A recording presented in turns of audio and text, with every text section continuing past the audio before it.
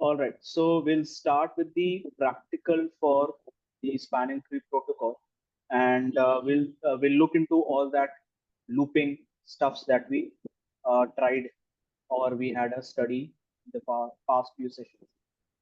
So what I'll do is I'll just involve two PCs and let's see what happens here.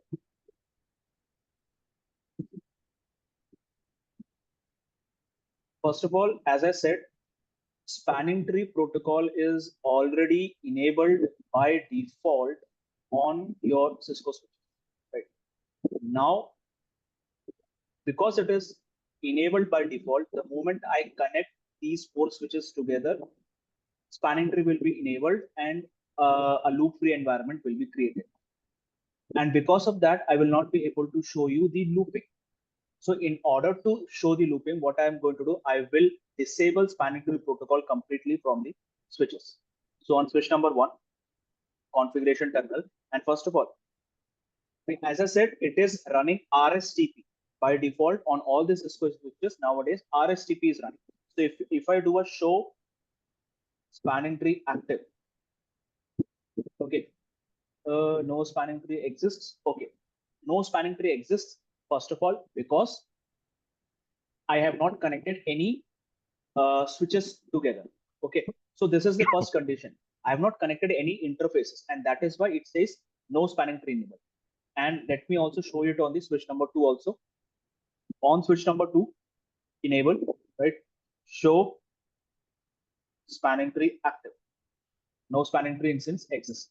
Now let me connect these two switches together, and then we'll see the spanning tree command. Show spanning tree active, and we'll see the spanning tree output. Okay, so this automatically tells you on Cisco switches, the spanning tree is enabled by default. But until and unless you connect an interface to any other device, the spanning tree output will not be shown. We just saw that. Okay, and on a Cisco switch, we know that VLAN 1 is present by default, right? VLAN 1 is present by default, and all the interfaces are part of VLAN number 1. And hence, the spanning tree that is running is also running for VLAN number 1. Okay, so these are the few things that we should remember when we are creating spanning tree for the first time. So let me connect all these switches together first. And what I will do is I will disable the spanning tree from VLAN number 1 on all these switches. So configuration terminal, no spanning tree for VLAN 1. Okay, so I have completely erased spanning tree instance for VLAN number 1.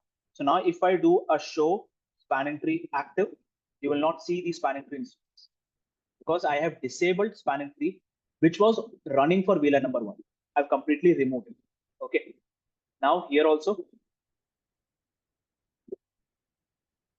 configuration terminal, no spanning tree for VLAN number 1. Then for PC number 3 also, configuration terminal, no spanning tree for VLAN number 1. And switch number 4, enable configuration terminal, no spanning tree for VLAN number 1. Right. Now,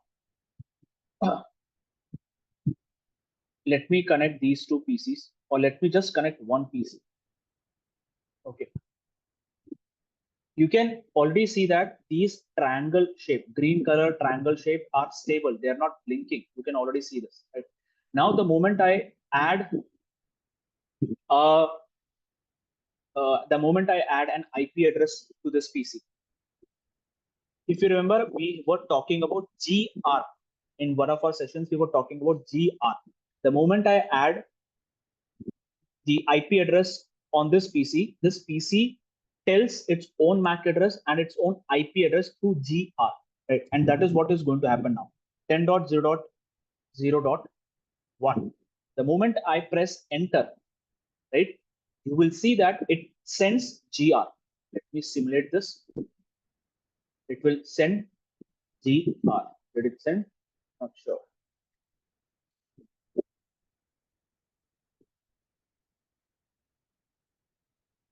Okay.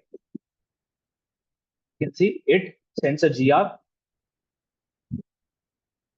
Okay, with a broadcast as a destination MAC, and target IP MAC is also 000. Right. Now let's see what is going to happen. Since we have disabled spanning tree, right? What is going to happen? This packet reaches switch number 4. Switch number 4 is going to broadcast it, receives by switch number 2 and switch number 3. They will also broadcast it. It will reach switch number here.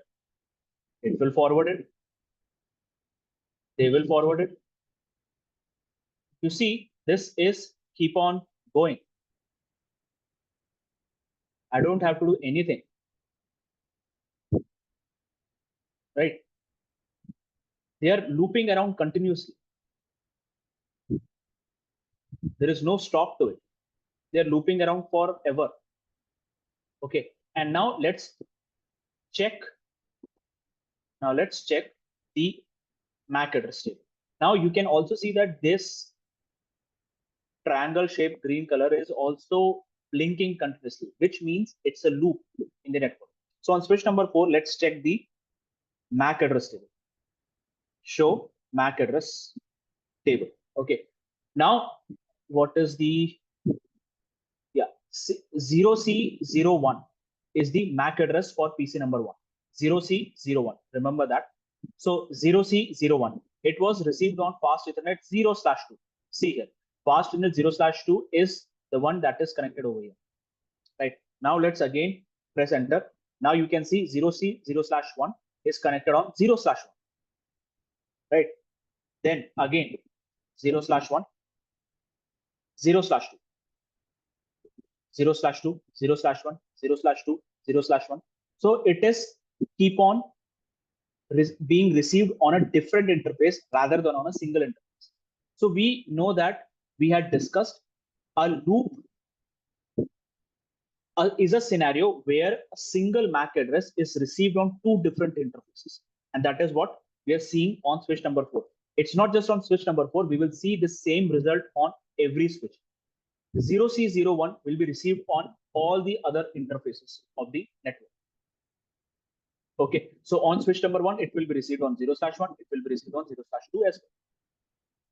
Right, on switch number 2, 01, 02. On switch number 3 also 01, 02. So that is a loop. Okay, now to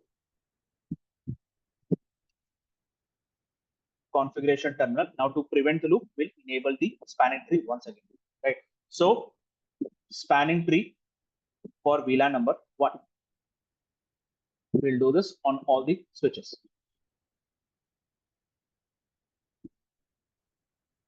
Configuration terminal, spanning tree for VLAN number 1.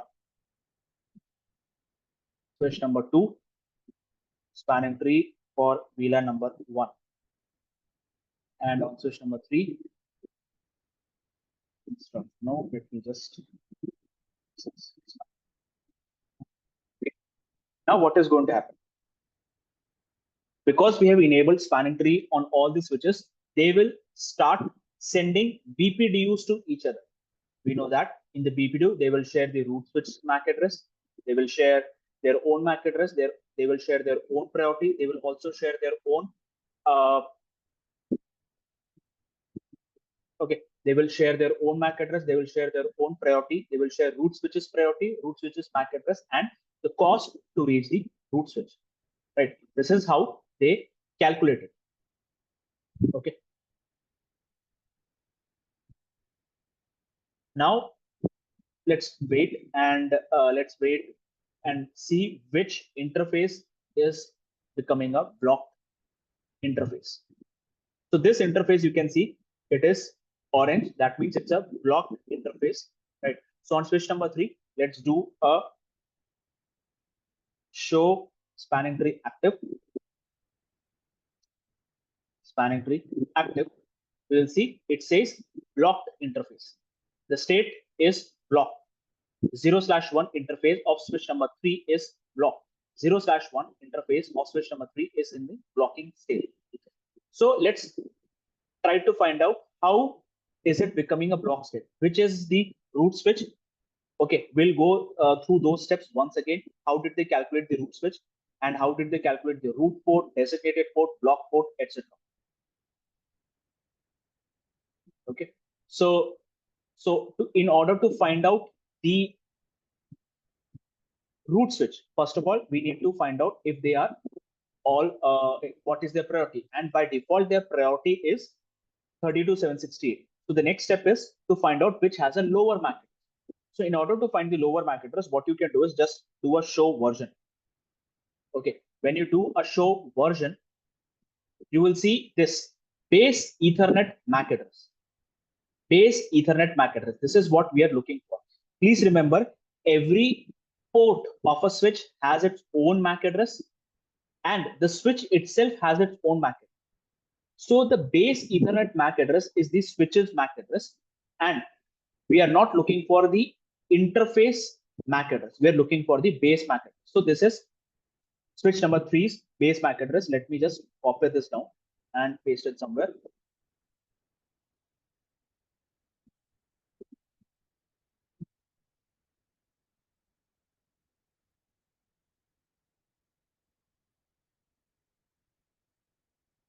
Switch 3 MAC address is this, right? Now switch number, let's go to switch number 4.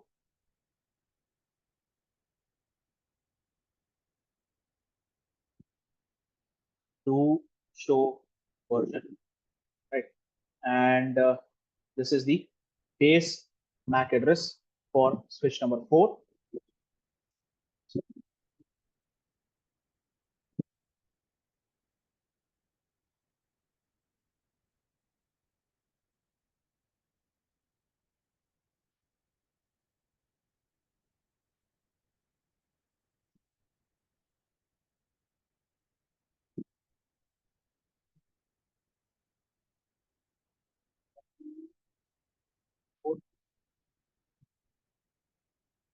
Switch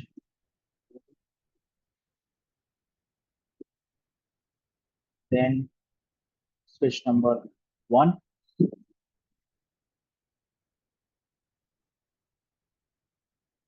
to show version.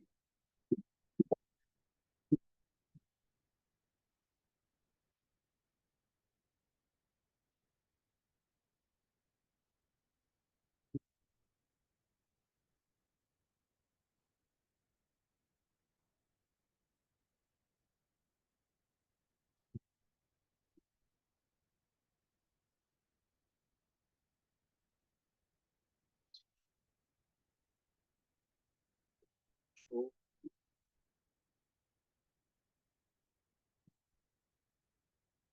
So if you have noticed till now, all these switches have a MAC address that is starting from 00, right?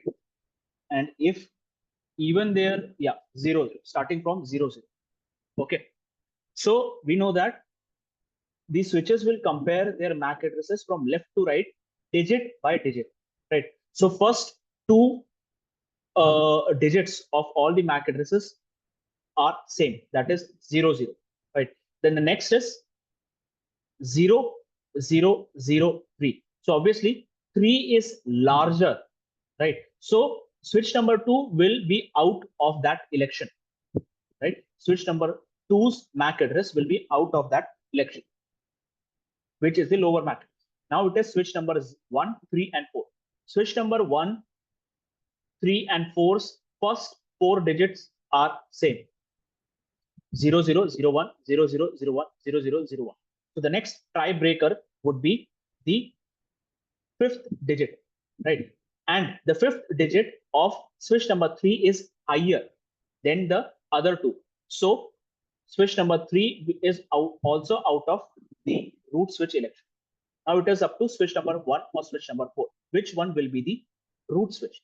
So we can see the first 6 digits The first 6 digits of this is same, right? The next is 8 and the next, this is 3. So 3 would be this switch, right?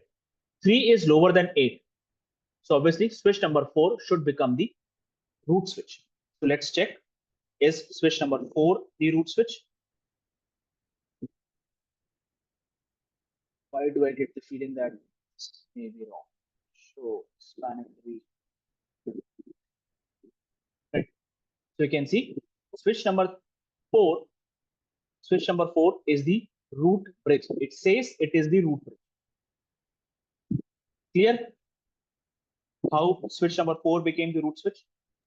Yes, Switch number sir. 4 over here became the root switch, right? So when switch number 4 has become the root switch, obviously this is the root switch.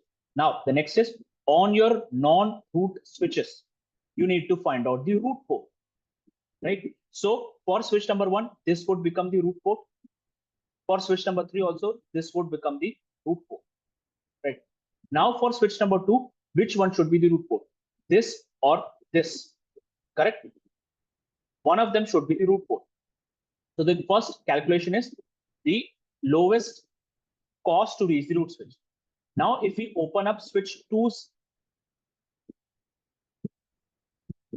spanning tree output, show spanning tree active, you can see the cost is 19. This is the interface cost for these two interfaces, that is 19. Okay, so if it is 19, meaning that it is running a 100 Mbps link. It is an 100 Mbps fast Ethernet link. That is why the cost is 19. If it is 1000 Mbps or 1 Gbps, the cost would be 2. 10 Gbps cost is 1, etc. So now we know that the cost across all these switches on all the interfaces is same. Here also it is 19. Here also it is 19. 19, 19, 19, 19 everywhere. Okay. So it is easier for us to calculate now. The cost is same, 19 plus 19, 19 plus 19, basically 38, right? So your cost is equal here. So the next step to find out the root port is, which neighboring switch has a lower MAC address? Which neighboring switch has a lower MAC address? So let's go back to our here and okay. So for switch number 2, switch number 1 and switch number 3, both of them are the neighboring switches. So for which of them has a lower MAC address? Switch number 1 or switch number 3? 0001, 0001. 42, and this is 64. 4 is less than 6, and hence switch 1's MAC address is lower than switch 3. And that is why switch 2 will choose this interface as the root port interface on it, right? So let's check on switch number 2. You can see switch number 2 root port is fast Ethernet 0/1. You can see fast Ethernet 0/1 is the root port, and you know now how it is calculated. Okay. Now the third step is to find the designated port. We know that on root switch, all the interfaces are designated port, right? And on non-root switches, except the root port, everything is a designated port. Designated port. This is also designated port, right? Then fourth step, to find the block port.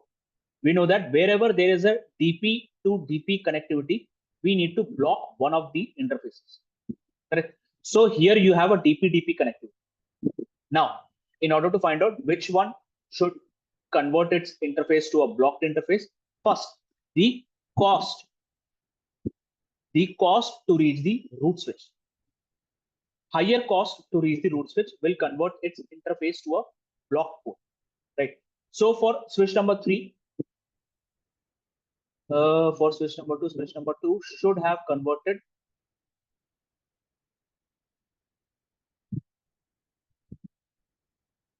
Okay. Now I know why switch number 2. Okay. So if we check this problem, what is happening is switch 3's cost to reach the root switch is 19. whereas switch 2's cost to reach the root switch is 38. So obviously, switch 2 should have made the interface as block, but it did not. Why? Okay, because when I was enabling spanning tree protocol, I was enabling in this direction. Right, I was enabling spanning tree in this direction. Because I enabled spanning tree on switch number 3 in the last, all the calculation has already happened. All the calculation has already happened, and that is why switch number 3's interface was converted to a block interface. Otherwise, on a normal scenario, in a normal scenario, switch 2's this interface should be a blocked interface. Switch 2's this interface should have been a blocked interface. If you want, let's make that correction right away. What I can do, I can just go back to switch number 2 and disable spanning tree and enable it once again. So configuration terminal, no spanning tree for VLAN number 1. Okay. Then again, spanning tree for VLAN number 1. Now we will see that change, which is correct.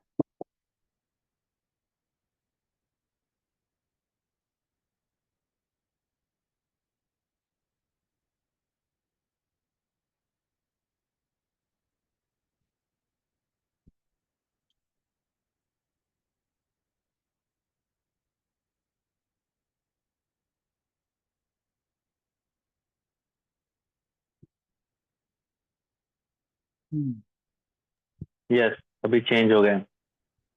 Now it changed. No, it did not. It is still, this is still the block port. This should be the block. Let me check twice. Switch number 2.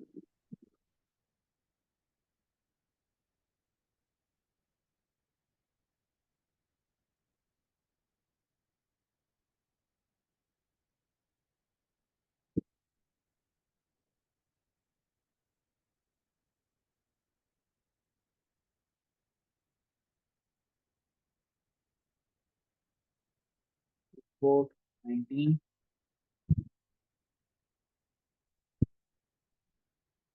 One shows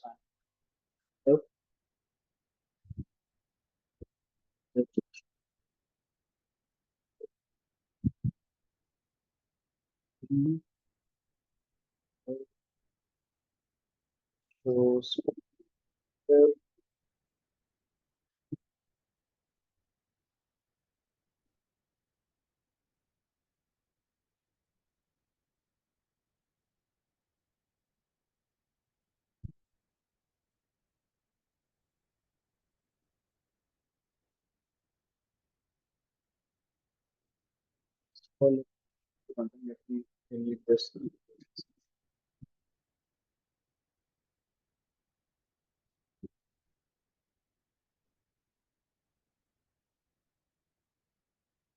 Now let's wait.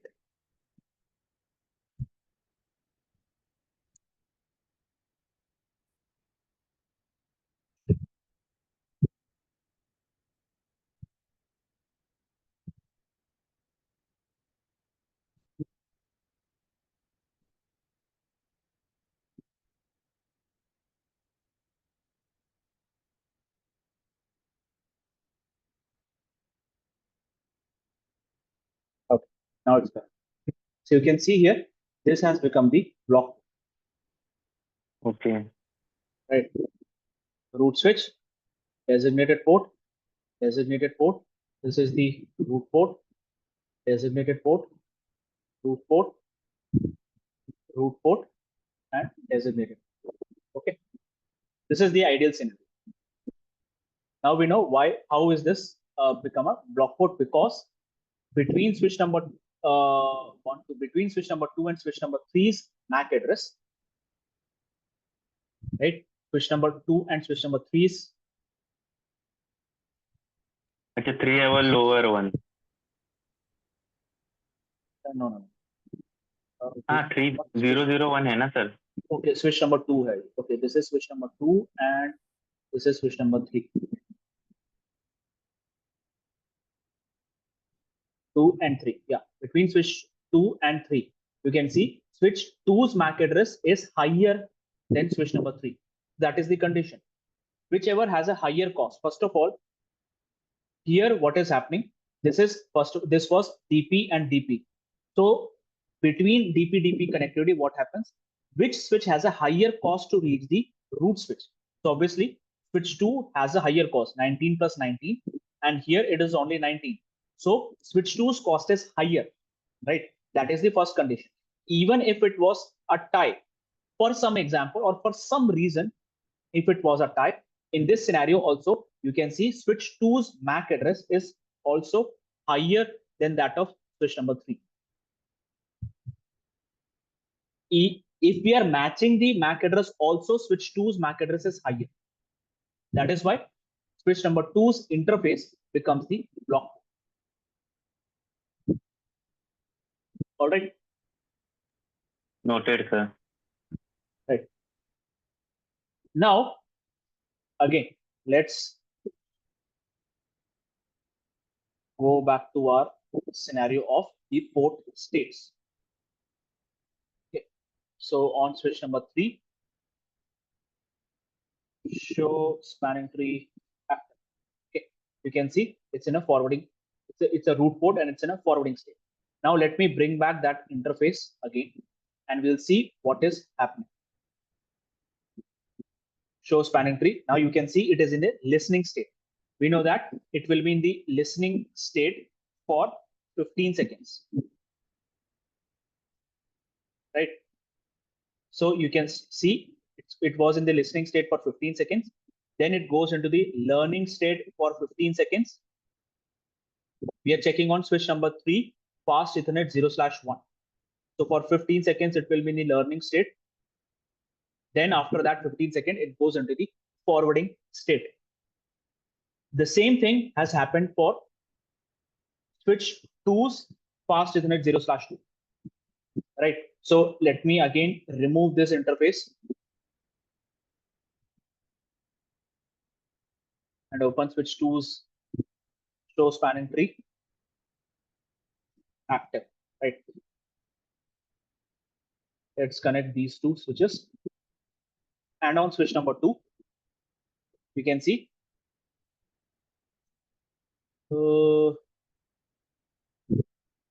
okay, because we are running RSTP, it automatically chose it to be itself in a directly into a block state. Okay, because as I said, on the Cisco switches nowadays, by default, RSTP is running by default, and that decision of moving it into a block state quickly has happened already. Why? Because already it knows that this is the root port, right? Now there is a DP here and there is a DP here. Obviously, my cost to reach the root switch is higher, so I have to convert it into a block port. Why should I wait for 30 seconds to convert it into a block port? That is why it has automatically moved it into a block port directly without waiting for the 30 seconds. However, for switch number 3's this interface, to move it into a forwarding state, it required that 30 seconds of time. Clear? Here the only difference is because we are running RSTP. If it was a normal spanning tree protocol, not a rapid spanning tree, but it was a normal spanning tree protocol, what would have happened here is that this interface would have also taken 30 seconds to reach the block port state or role, sorry, not state, role. But since we are running rapid spanning tree and it already knows the cost to reach the root switch is higher, I have to convert this into a block port. Why should I wait for 30 seconds? Because I'm not going to receive any BPDU. I'm not going to send any BPDU. I'm not going to receive any data. I'm not going to send any data. So what is the point for this interface to take 30 seconds to go to block port row? There is no point. That is why I'm moving it immediately into a block. Whereas this interface will be sending data, will be receiving data, will be sending BPDUs, will be receiving BPDUs. That is why it took 30 seconds. All right. Now, you may ask here, what is the point of RSTP then? Why is it called rapid? Why is it called rapid? Please remember, this is Cisco packet tracer. This is just a simulation. Okay. Now, because it is a simulation, it also needs to keep up with the latest, latest advances in the networking technology. So that is why on a normal Cisco switch, as I said, RSTP is enabled by default, and RSTP does not take 30 seconds to move into a forwarding state. It does not take 30 seconds to move into forwarding state or blocking state. So why did RSTP in this Cisco packet tracer is taking 30 seconds? The reason is Cisco packet tracer is a simulation tool and it is used for education purpose, right? Because spanning tree is taught like this. It takes 30 seconds. It takes 50 seconds. It takes 36 seconds. How is any tutor or how is a trainer like me going to explain to the audience the 30 seconds? If RSTP starts working in real time, in simulation also, it's not going to work. That is why, though RSTP is running, however, for education purpose, they still make the timer to go for 15 plus 15 seconds, not a direct jump to 0 seconds. Okay. So in real time, please remember, RSTP does not take 30 seconds of time. It takes very much less. It takes, if it is a very powerful switch, okay, it takes 300 milliseconds only to come up to make that decision. 300 milliseconds. Where is 30 seconds and where is 300 milliseconds? So it's a very powerful route, a powerful switch, where a lot of powerful switch sitting in a data center, it will take only 300 milliseconds to come up. Some switches which are less powerful, they may take more. They may take 1 second, 2 seconds, 3 seconds, but not 30 seconds. That is the use of rapid spanning. Okay, we'll come to the discussion of rapid spanning tree by the end of this session. Okay, but any question of how 30 seconds is coming up over here, Vivek? No, sir. I have one doubt only. Okay. Yeah. So regarding spanning tree itself, so suppose let's consider two switches are connected. Okay. In the two switches, two cable are connected. So one of the interview I was giving. So he asked me the scenario that two switches are there. So in two switches, two cable are connected. So one have a lower priority and lower MAC address. Okay. So can you just he just asked me which port will be in disable mode, okay, and the root port and other thing, and which port will become a block port. So I mentioned that it will happen on the interface basis because only two switches are there, right? So can you just explain me this scenario? Okay. So this is the scenario that your interviewer has asked. Like two switches, both are connected. Now let's imagine switch one has a lower priority and a lower MAC address. That is what your interviewer said, right? One switch has a lower priority and a lower MAC address. So let's assume switch one has that. So because switch one has a lower priority and a lower MAC address, it will become the root switch. Correct? Right. When it becomes the root switch, obviously these two interfaces will become the designated. Correct? On the root switches, you always have designated. Now, switch 2 is a non-root switch. Now, on a non-root switch, you have to find out the root port. Correct? Now, for root port, the cost from both the interfaces are same because they are directly connected. Cost is same. Okay. MAC address is also same because the neighbor is same. Then in this scenario, what happens? Whichever interface has a lower number, like 0/1 or 0/2. Over here, 0/1 is a lower interface. That interface becomes the root. Okay. Okay. I also mentioning. So yeah, sorry, Lakshya. Yeah, 0/1. Now, for example, if it is 1/2 and here it is 2/1. This one, 1/2 is a lower interface. Okay. Now, next thing. On a non-root, we have identified the root port. On a non-root switch, the next step is to identify designated. So we have a DP over here. We have a DP over here, right? So obviously, on a root switch, you cannot have a block port. On a root switch, you cannot have a block port. Now, what is a block port? What is the condition for a block port election? First condition is whichever switch has a higher cost to reach the root switch. That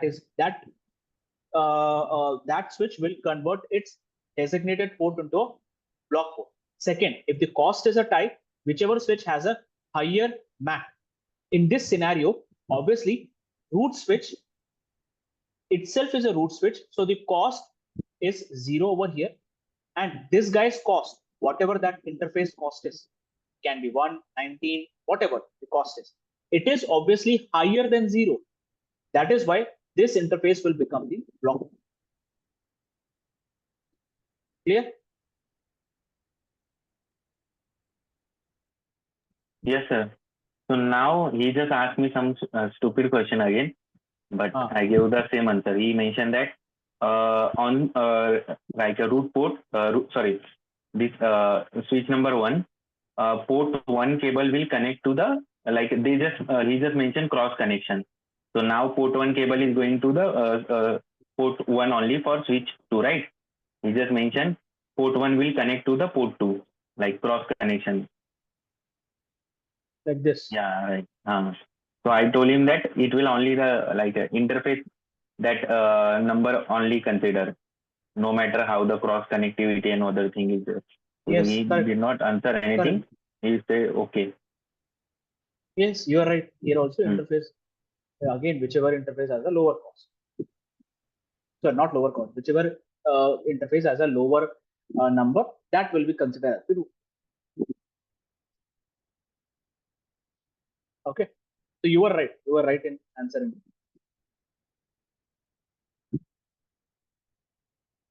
Now, as I said, if I connect, let me bring up a PC over here and let me open up this show spanning tree. Now let me connect this PC. Let me add some number to it. 10.0.0.3. Let me connect over. Now, if we see here, fast signal 0/3 is in the listening state. Okay. For 15 seconds, it will be the listening state. Then after 15 seconds, it will move into the learning state that we can see. We are checking 0/3. Then after this 15 seconds has passed, it will go into the forwarding state.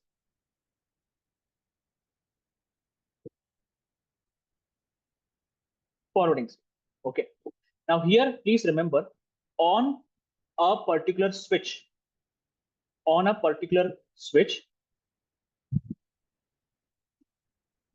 it can have multiple designated ports, it can have multiple blocked ports, but it can have only one root. Please remember this. Okay. Why did I bring up this? We'll talk about that.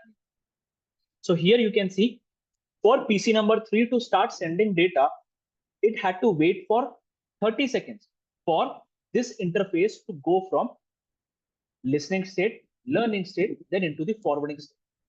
And if you remember, we discussed a feature called as port fast feature. So if I enable port fast on 0/3, what should happen? This interface, the moment I connect this PC to 0/3, it should immediately go into the forwarding state. So let's do that. Let me remove this interface from here and add a port fast feature into 0/3. Configuration terminal, interface fast in 0/3, spanning tree,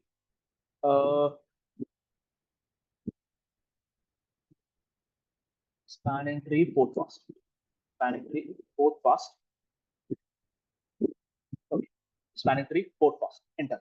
Now, the moment you enable, you can clearly see some warnings over here. It says port fast should be enabled on ports that are connected to a single host, meaning an end device. It can be a PC, printer, server, IPTV, IP phone, etc. Right? Connecting port fast interface to hubs, concentrators, switches, bridges, etc. may cause temporary bridging loops. Use with caution. Okay, so it has already mentioned if you connect.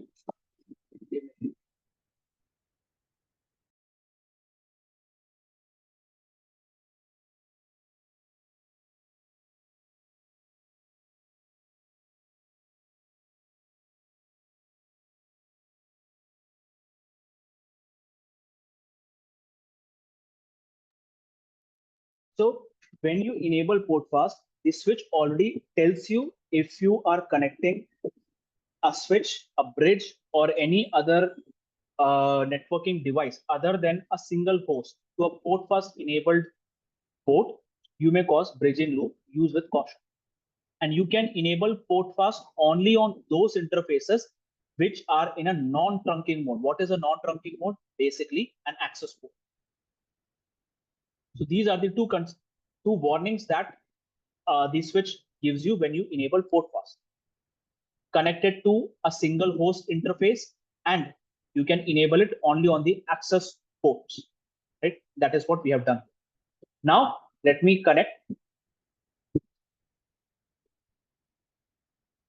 Let me connect this PC, and we will see it will that interface will immediately go into the green state. It did not wait. You can see here, it did not wait. And when we do a show spanning tree active, we can see it has already gone to the forwarding state. Right? It did not wait for those 30 seconds to happen. This is the work of port fast. Okay. Now, let me introduce a switch. Okay, switch 4 has a MAC address of 0000142. Okay.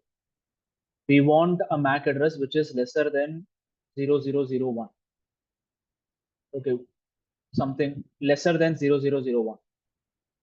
Okay, so let's go to the packet tracer. What is the MAC address? 000E, no. Switch number 6. 006E, no. 0001. 001. 42. 43, no. It cannot work. 8, 0, 0002, no.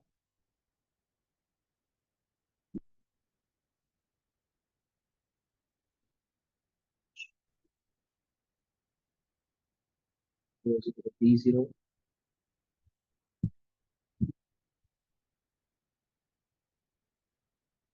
0506. This is why it's difficult to find out such a MAC address. 0090.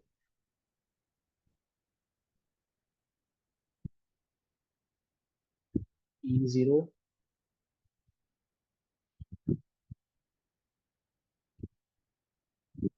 Fine. Finally got it. Which is switch number 15.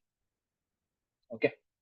So I'll choose two switches, switch number 15 and 11, and rest of these switches can be deleted.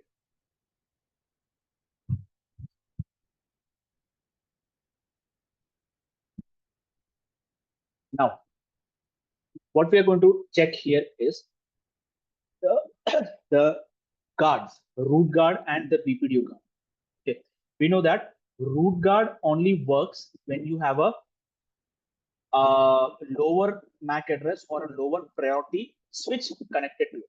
And we can see switch 15's MAC address is 0000. 4 zeros are there. Sorry, 5 zeros are there. Right. Whereas switch 4's MAC address, which is the current root switch, only has 0001.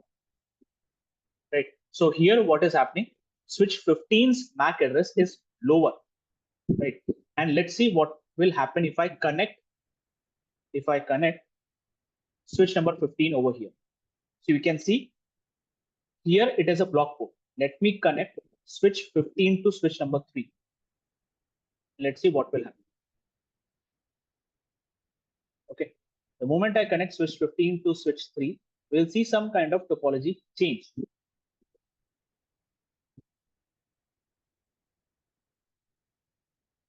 This was a block interface earlier.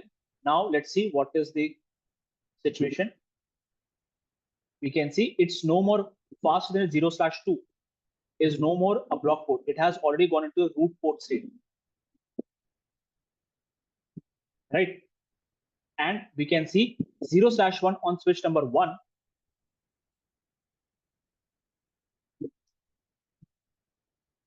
is into the blocking state. Okay. So what is happening here? If I have switch 15, which is connected to some other switches, okay, or let's say it is connected to a PC over here, right? I can connect a switch which has a lower priority or a lower MAC address than the current root switch. If I simply connect it, you can see the changes in the network. As I said, these are only 4 switches. In real time, you have 50, 100, 150, 200 switches in a data center. If such a scenario happens, your network will completely change. I do not want this. So what I'm going to do, I will have to enable root guard. I will have to enable root guard into this space on switch number 3, right? On 0/3 interface.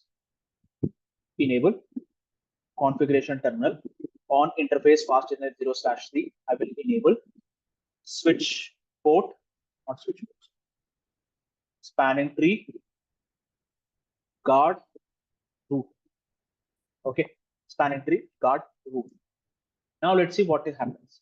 If I connect switch 15, which has a lower MAC address, then switch number 4. First of all, let this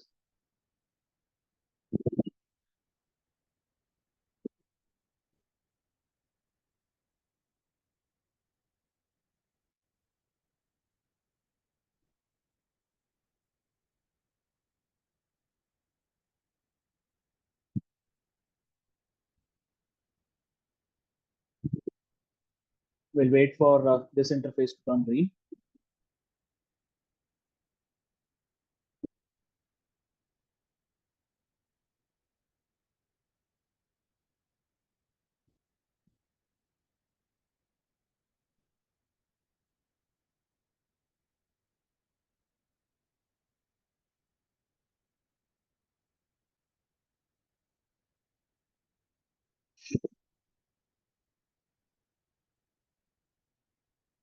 Now what's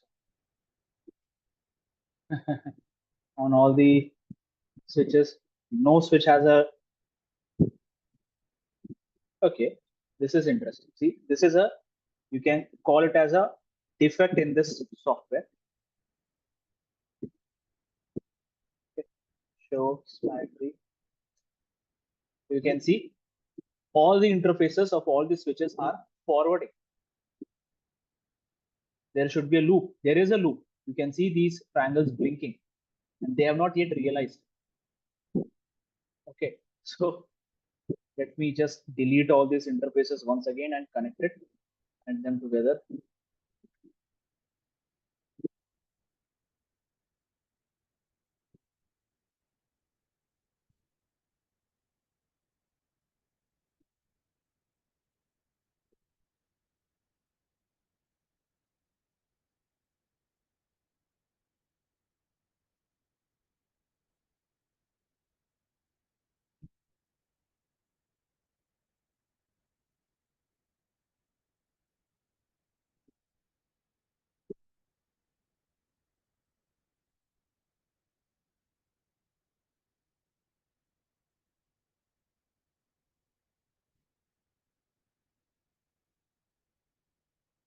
Okay, now it's out.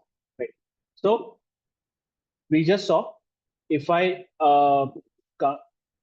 connect switch number 15 to switch number 3, it allows, right? And we saw the topology change where this interface went into a blocking state. Now, since I've enabled root guard on switch number 3, and if I connect switch number 15 to switch number 3, what happens?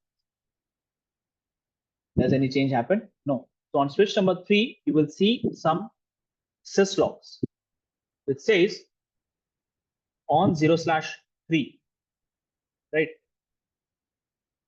Spanning tree root guard block. Port 03 tried to become a non-designated in VLAN 1, moved to root inconsistent state, meaning that it was non-designated port. If it is a non-designated port, that means it's a root port. It was trying to become a root port. That means there is a device that is connected to 0/3 which has a lower priority or a lower MAC address. Non-designated means it's a root port, right? So here what it did, it moved it into a root inconsistent state. So if you check show spanning tree active, you will see 0/3 in a role as designated, but it is in the listening state. It did not move into a forwarding state, right? And if you do a show spanning tree inconsistent, yeah, you can see inconsistent port. It says fast init 0/3 is in a root inconsistent state. Okay. Any problem with root guard, how root guard is working? Because switch 15's MAC address is lower, right, than the current switch's MAC address. This guy has a MAC address of 0/0/0/1, then 42, something like that. Okay. But switch 15's MAC address is 0/0/0/0, 0/0/0/1, something like this. So obviously this MAC address is lower. So this guy can become the root switch. That is why the moment we enabled root guard over here, it found out that this guy can become the root switch and it moved it into a root inconsistent state. Clear? Any problem understanding this part? No, sir. Now let's check one more scenario where instead of 15, I connect switch number 11. Switch number 11's MAC address is 00D0, which is higher than switch 4's MAC address. Switch 4's MAC address is 0001. This is 0004. Switch 11's MAC address is 00D0, right? So it is higher. Now, if the now will the root guard work or not? Let's check. So fast in the 0/3, show spanning tree active. You can see it is in the listening state. For 15 seconds, it will be in the listening state.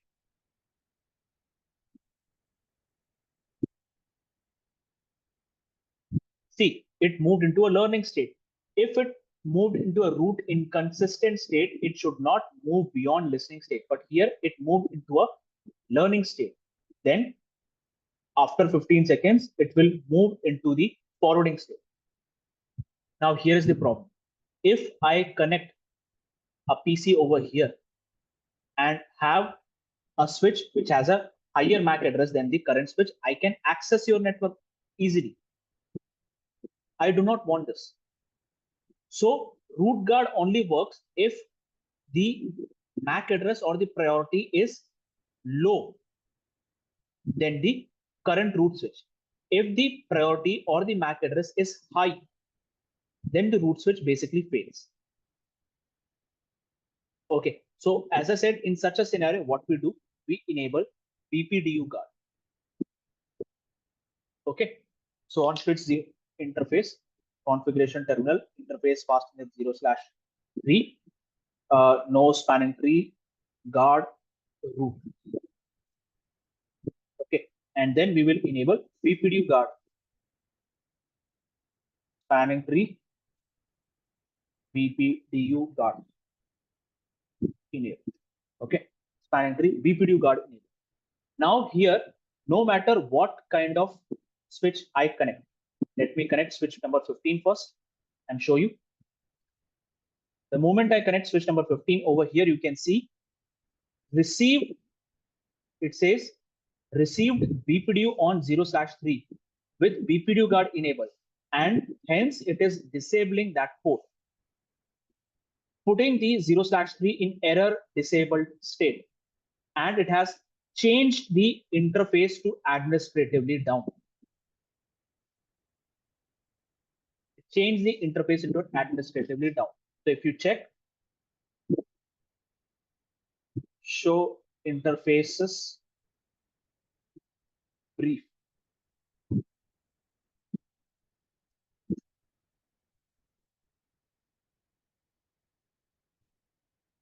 Here you see 0/3 is down, right? It's not up, it's down, correct? And it says on VLAN number 1, it's administratively down. Okay, VLAN number 1 is administrative. No problem. Now show spanning tree inconsistent ports.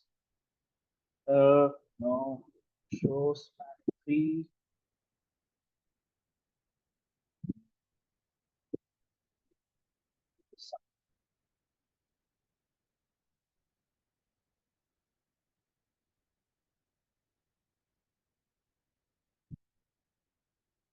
Okay, there's no information for 0/3 other than this syslog.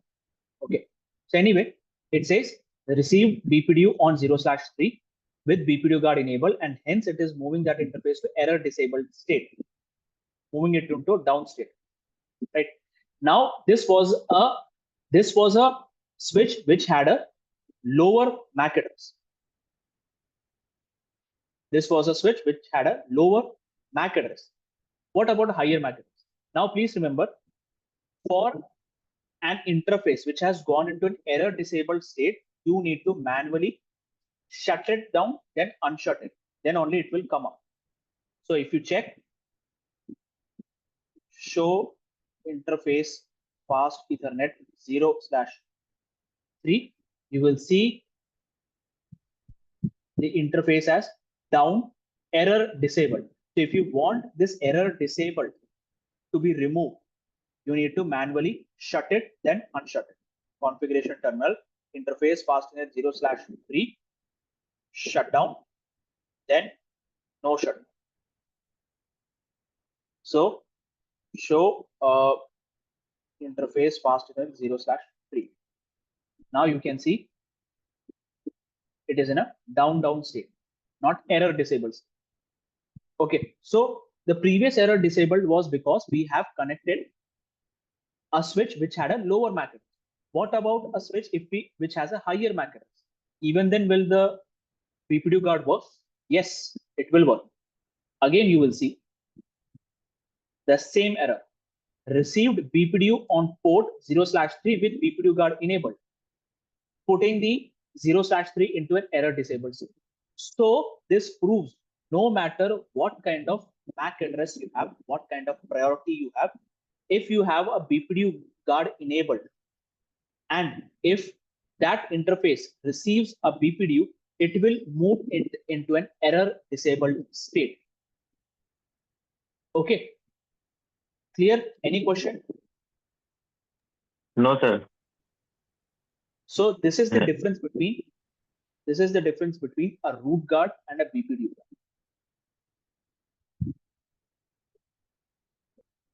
Okay. Okay. So someone asked, like which one is better?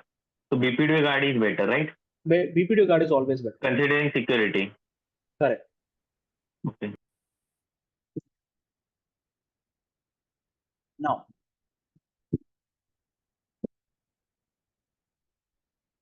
so let's move into our discussion.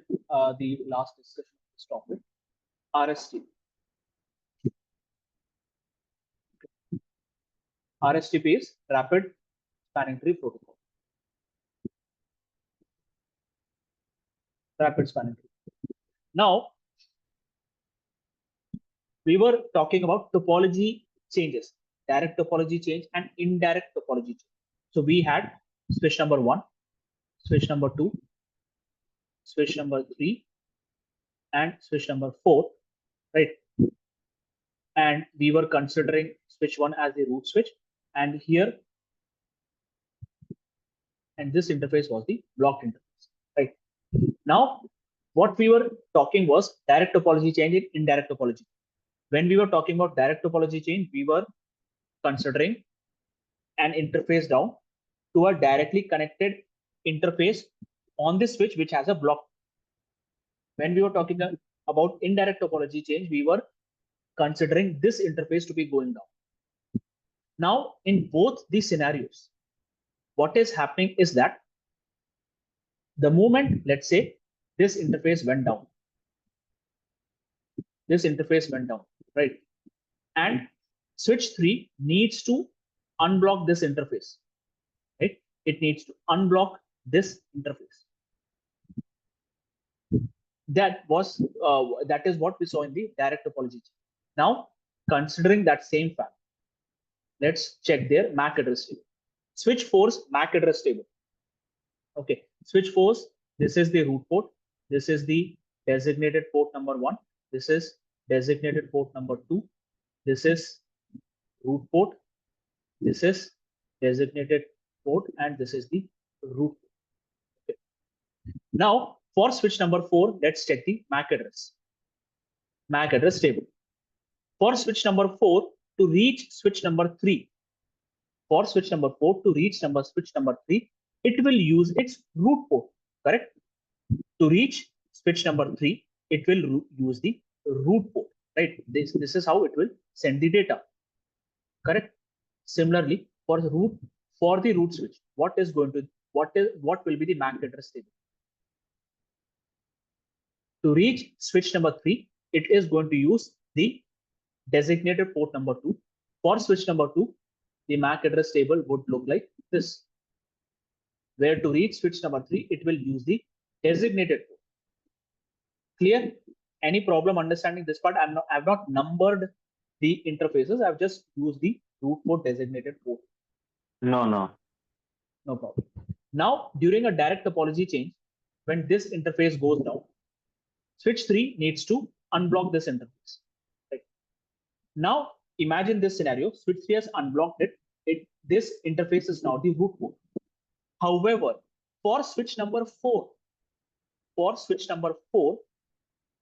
to reach switch number 3, it still needs to use the root port, right? It will send the data like this. However, because this interface is no more, switch 3 will still not be able to receive that data. Switch 2, from switch 2's perspective, switch 3, if it needs to send the data to switch 3, it needs to send data like this. It cannot, right? Because that interface is no more. So how will switch 3 communicate this thing? That it has a new interface with which all the switches can reach switch number 3. Right? Because until and unless switch 3's data is received by all these switches in another port, we just saw looping in the network. That same MAC address was being received on 2 different interfaces. When the MAC address was received on a different interface, your MAC address table changes. So how will switch 3 let know the other switches that you guys need to update your MAC address table? Correct? You got my point? Switch 3 now needs to let other switches know that you guys need to update your MAC address table so that you can correctly reach to me, or you can correctly send the data towards me. Right? So for this only, there is something called as a topology change notification. Topology change notification. Okay, what is this topology change notification? So when switch 3 opens up this interface, it sends a topology change notification. It's a message. It sends a topology change notification along with the BPDU. it sends a topology change notification along with the BPDU saying that there is a change in the topology. So what happens? This data is received by switch number 4. Switch number 4 knows that now to read switch number 3, it has a new port, which is the designated port. So it will update its MAC address table. This is forwarded from switch number 4 to switch number 1. Switch number 1 will also update its MAC address table to DP number 1. Switch number 1 will forward it to the switch number 2. Switch number 2 is now going to update its MAC address table with the root. Clear?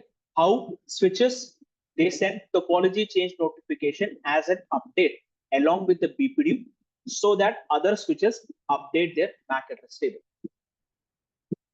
Any problem understanding topology change notification? This same thing happens with the indirect topology change also. Okay, indirect topology change also, it happens the same, where this interface goes down, correct? When this interface goes down, automatically always this guy has to open up.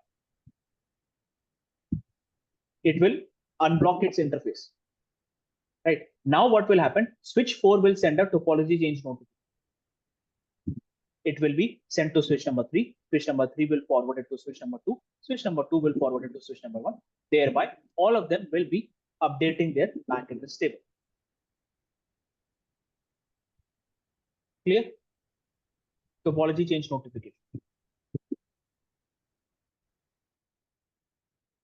Now, in the topology change notification, let's check the header of a topology change notification.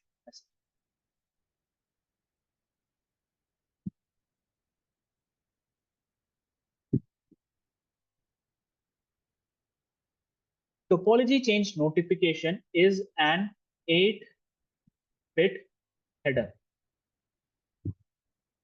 Okay, so let me draw that over here. Box 1, 2, 3, 4, 5, 6, 7.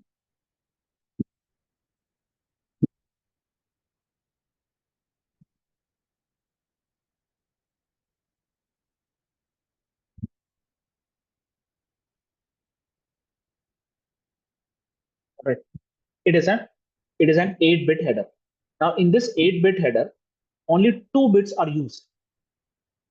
In a normal spanning tree topology, only 2 bits are used. That is your topology change notification message and a topology change acceptance message. The rest of them are 0. The rest of them are 0. So when switch 3 in our topology is sending this topology change notification, it is sending this message where it says that there is a topology change in the network and the rest of the bits are zeros, and it forwards this header along with the BPD to all the switches.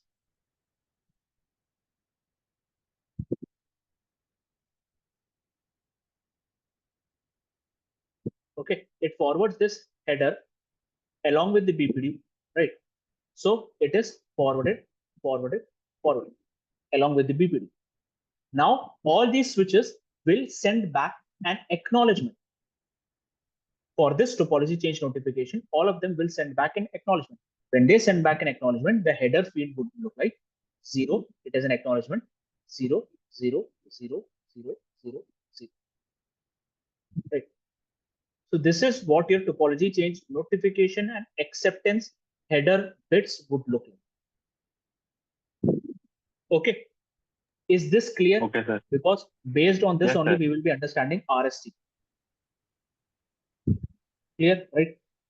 Now, what happens with RSTP? RSTP also uses these unused bits also. How? Let's check that.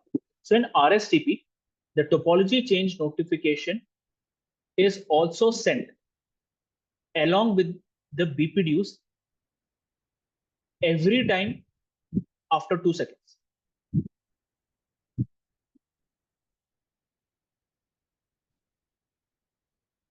Okay.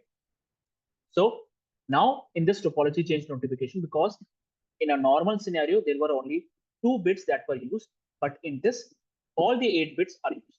How? So let me draw that. 1,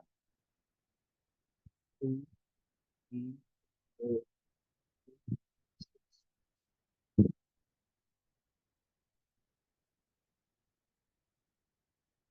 Okay. So in RSTP, all these 8 bits are used. Now, what are those 8 bits? Obviously, the first is topology change notification, topology change acceptance. These are the first two. Then the second or the next bit is a proposal bit. Proposal bit. Proposal. It's a 1 bit. Then the next is agreement bit. We'll talk about these bits now. Agreement bit. Okay. Then the third and fourth, these two are combined together. These are 2 bits combined together. These two are for port roles. Port roles. Okay, you have those alternate port, designated port, root port, etc. All that port. Then here you have the learning state, then you have the forwarding state. Learning state and the forwarding state. Now, before we jump onto this, we know that in RSTP, in a normal spanning tree protocol, you have different states. Disabled, right? You have listening state, have a learning state, then you have a forwarding state, and you have a blocking state, right? So in RSTP, you just have 3 states: disabled, listening, and blocking is considered as a block state or an alternate, block state. Block state. So disabled, listening, and blocking state is combined together into a block state. Learning remains learning, forwarding remains forwarding, no change. Okay. That is why you will see learning and forwarding state over here. No other states are present. Port roles. You have 3 port roles. One is an alternate port role. You have a root port role, and you have a designated port role. Alternate port is nothing but a block in RST. Okay. We had a block port, root port, and a designated port in a normal spanning tree protocol, but in a rapid spanning tree protocol, the block port is called as an alternate port. Why is it called as an alternate port? Because let's go back to our topology.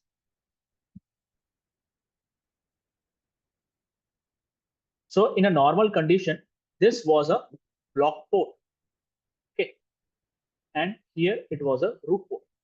So it is in a rapid spanning tree protocol, this block port is also called as an alternate port. Alternate to what? Alternate for the root port.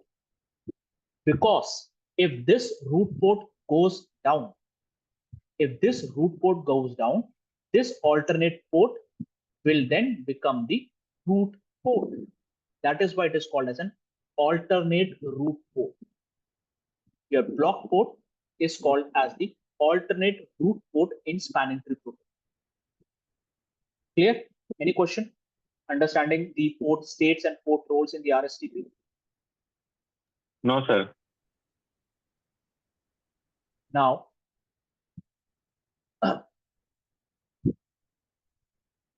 so let's imagine I'm drawing this once again.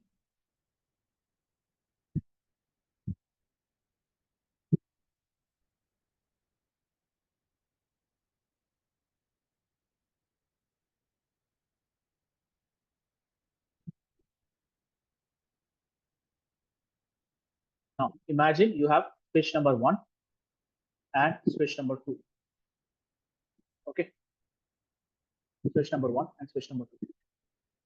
let's consider the same thing where switch number 1 and switch number 2 are coming up right now. Okay. So when switch number 1 and switch number 2 are coming up, they will send BPDUs to each other, same content. What is a root switch? What is a root switch priority? Root switch MAC address, its own priority, its own MAC address. Both these switches in rapid spanning tree also it happens the same way. Okay, but along with the BPDU, they will send this topology change notification as well. Okay, in a normal spanning tree, topology change notification was not sent, but in rapid spanning tree, topology change notification is also sent along with the BPDU. Now, how what is will this be the value of the TCN? Yeah, I'm coming to that. Yeah, I'm coming. So when they are sending this TCN, let's say switch 1 is sending the BPDU along with, TCN along with the BPDU. Now, what is going to happen? Is switch 1 talking about a topology change? No. So it is going to be 0. Is switch 1 agreeing to any topology change? No, it is 0. Now, we know that whenever a switch is sending a BPDU for the first time, it considers itself as the root switch. So here, switch 1 is proposing that it is the root switch. Switch 1, is it agreeing that switch 2 can become a root switch? No. Okay.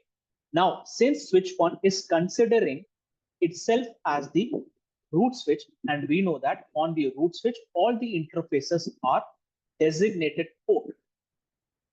Now, this port role, as I said, is a 2-bit value. So 0, 0, 0, 1, 1, 0, 1, 1.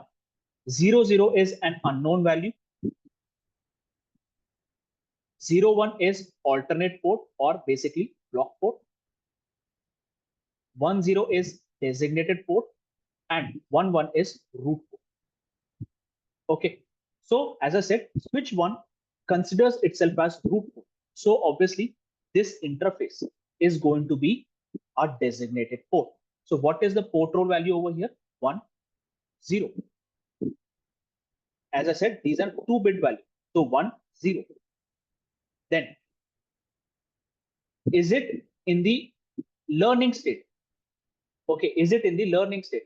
When you are in the designated port role, you are not in the learning state. Learning state, in learning state, you are calculating whatever you have, whatever views you have received, you will be calculating root port, designated port, all that calculation will be done in the learning state, right? But in the designated port state, you are forwarding, right? So your learning bit is 0 and your forwarding bit is 1. Let me explain this once again. Switch number 1 is sending the BPDU along with the TCN. So in the TCN, it says, am I sending a topology change notification? No, that is why it's 0. Am I agreeing to any topology change? No, that is why it's 0. I am proposing that I am the switch. I'm not agreeing that I will be a non-root switch. I'm not agreeing. Because I am the root switch, my port is designated port and the value is 1, 0.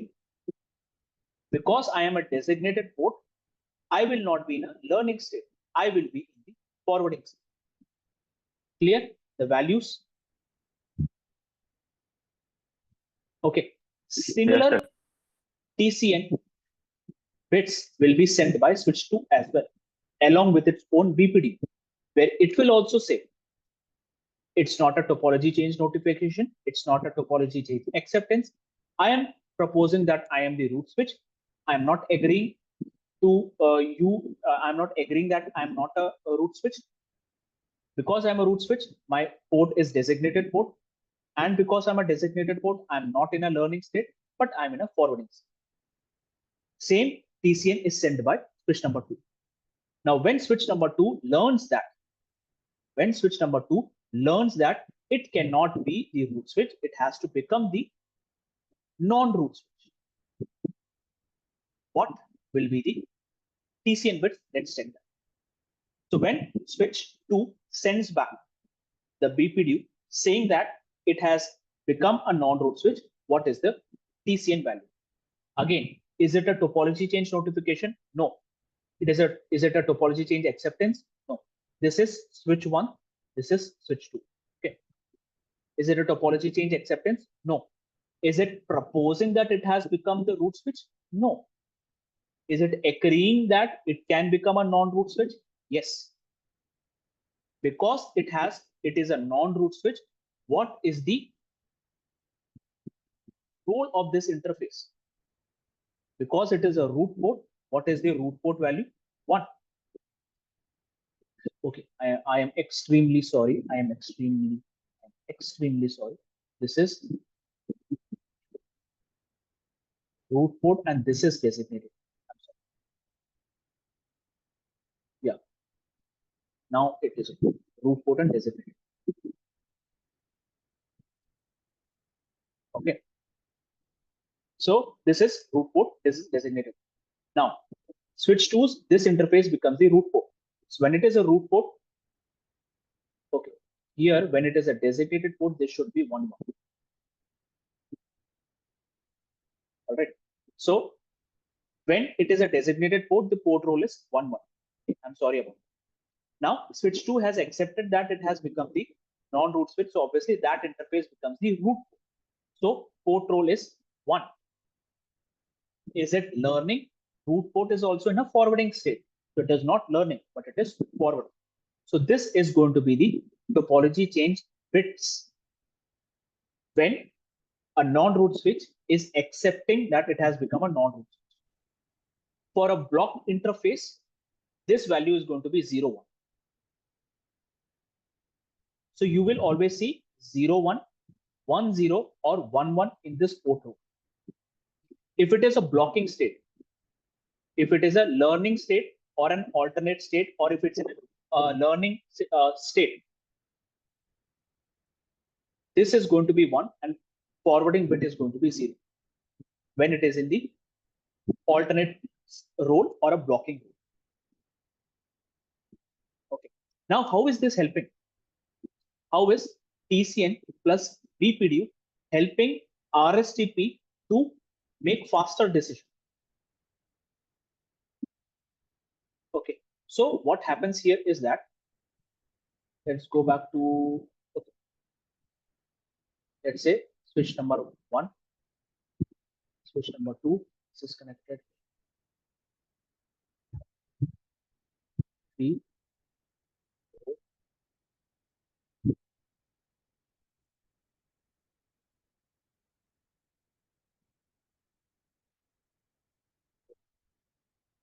5, 6, 7, 8, 9, 10, 11, 12, 13.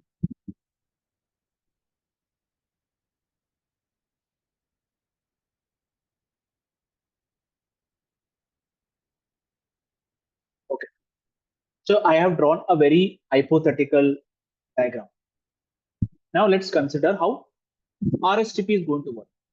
So when you enable RSTP, so the moment you connect all these switches together, as I said, on a Cisco switch, RSTP is enabled by default. And how is it going to work? So RSTP works at any point of time between 2 switches only. So let's say the moment you connect 1 and 2, they will run RSTP first between themselves. They will block all these interfaces. The moment they block all these interfaces, what happens? The BPDUs and TCN that are coming from here, right? They will not be received. So what happens? The calculations happen faster. Which is a root port, which is a designated port, which is a block port, all that calculations happens faster because you are receiving BPDU only from one device. Okay. Once that decision has happened, they will open up their block ports. And then what happens? The RSTP election happens between these guys. So what happens? The BPDUs are now exchanged between all of them. So at any single point, these guys will have an election right? Then once that has happened, these guys will have an election. This guy, these folks, these folks. So what happens? And these exchanges of BPDUs is happening very quickly.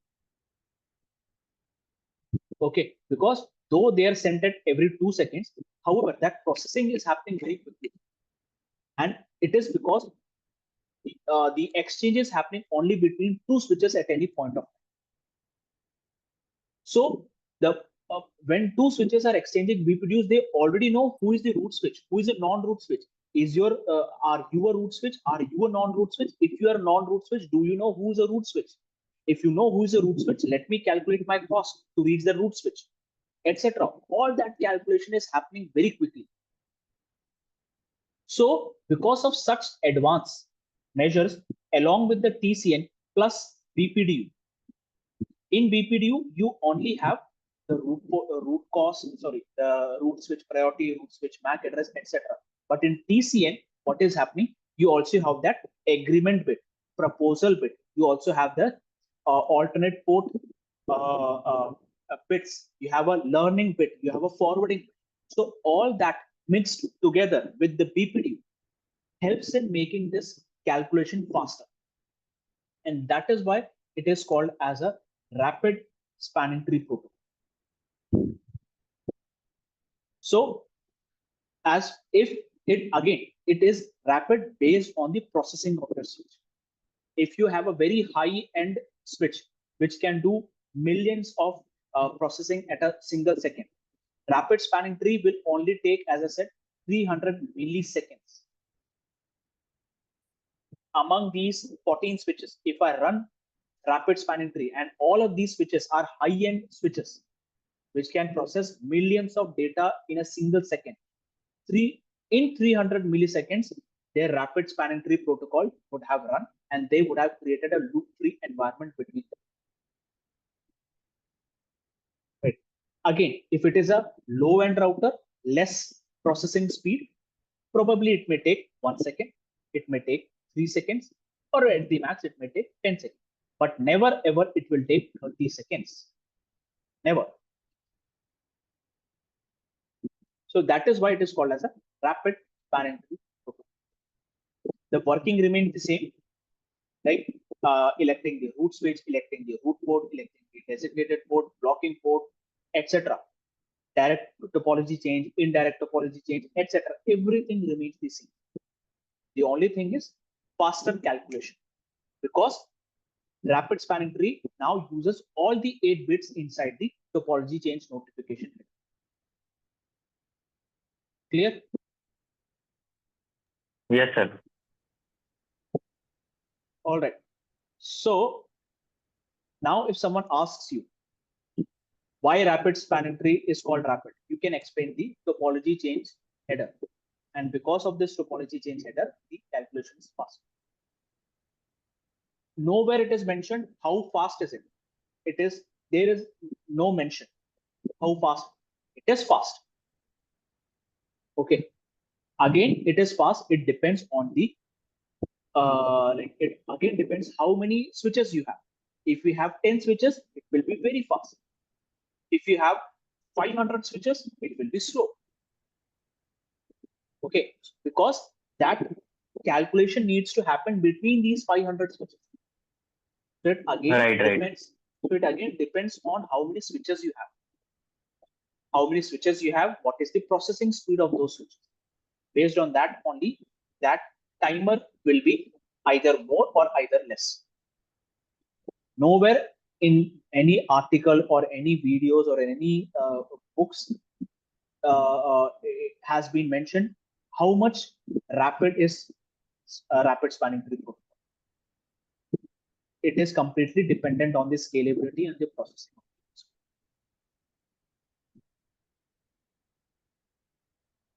Okay. Okay. So with this, spanning tree is over, and in spanning tree we discussed looping, we discussed broadcast storm, we discussed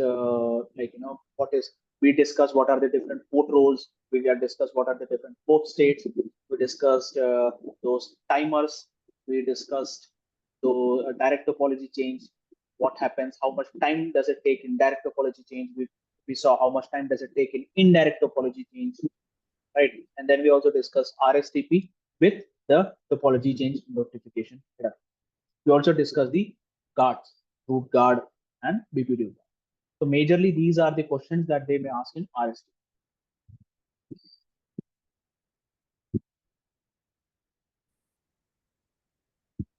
So with this, we have come to an end with the rapid spanning tree protocol topic.